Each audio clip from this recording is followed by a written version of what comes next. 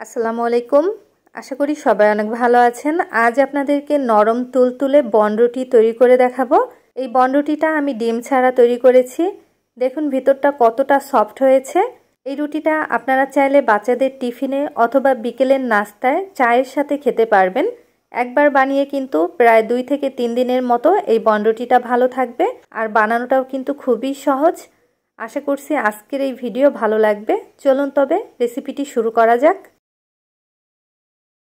প্রথমেই একটা বাটির মধ্যে 1 কাপ পরিমাণ নিয়ে নিলাম ময়দা, 1 টেবিল চামচ চিনি, হাফ চা চামচ লবণ, 1 চা চামচ থেকে একটু কম পরিমাণ ইস্ট।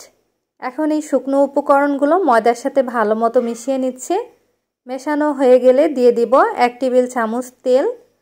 তেলের পরিবর্তে আপনারা কিন্তু চাইলে ঘি দিতে পারবেন। আমার কাছে ঘিটা এখন ছিল না, সেজন্য আমি তেল দিয়ে করে নিচ্ছি। তেলটা মেশানো হয়ে গেছে, দিয়ে দিচ্ছে হালকা গরম পানি। এই গরম পানি দিয়ে কিন্তু খুব ভালো মতো ময়দার একটা ডো মেখে নিতে হবে। এই ডোটা একটু সফট করে মেখে নিব। ডোটা একটু সফট করে মেখে নিতে হবে, তাহলেই কিন্তু এই বনরুটিটা নরম হবে। ডোটা কিন্তু ভালো মতো ময়ান করে নেওয়া হয়ে গেছে।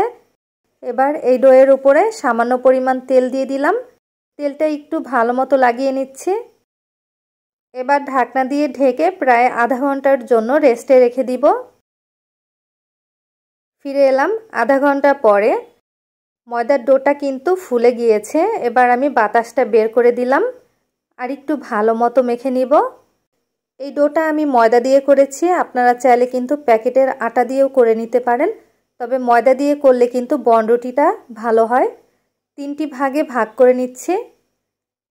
এবার 1 ভাগ দিয়ে আমি বনরুটিটা বানিয়ে নিচ্ছি। হাতের সাহায্যে একটু লম্বা করে নিলাম। এভাবে করে একটু লম্বা করে স্ট্রেনারের সাথে আমি চাপ দিয়ে একটা ডিজাইন করে নিব। তবে আপনারা চাইলে কিন্তু ডিজাইন ছাড়াও বানিয়ে নিতে পারেন। ডিজাইনটা করলে দেখতে ভালো লাগে, সেজন্য ডিজাইনটা করে নিলাম। একটা কিন্তু বানানো হয়ে গেছে। এভাবে করে আমি 3টাই বানিয়ে নিব। একটা স্টিলের প্লেটে সামান্য ময়দা ছিটিয়ে তারপরে রেখে দিচ্ছি, যাতে করে নিচে লেগে না যায়।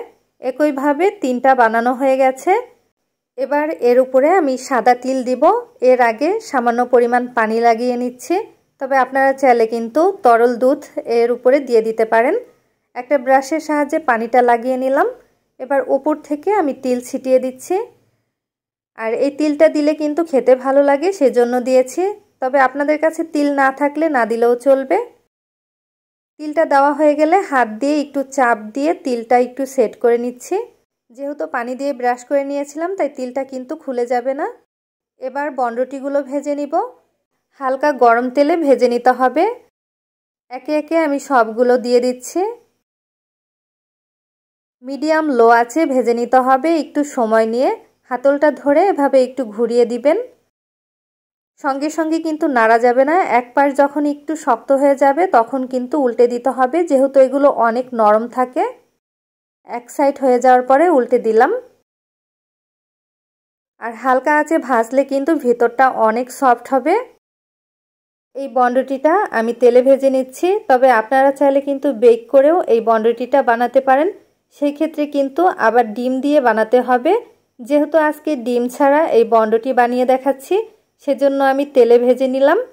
2 পাশেই উল্টে পাল্টে ভেজে নিয়েছি।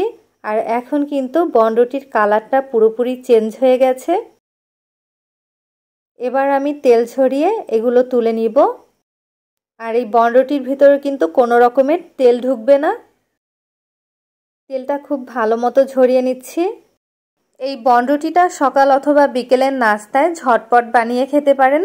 ছোট বড় সবাই খেতে কিন্তু অনেক বেশি পছন্দ করবে। এই বনরুটি যে একবার খাবে সে কিন্তু বুঝতেই পারবে না যে বাসায় তৈরি করেছেন। খেতে কিন্তু অনেক মজার হয়। আশা করছি আজকের ভিডিও ভালো লেগেছে। ভালো লাগলে অবশ্যই ভিডিও শেয়ার করবেন। আজ এখানেই বিদায় নিচ্ছি। আল্লাহ হাফেজ।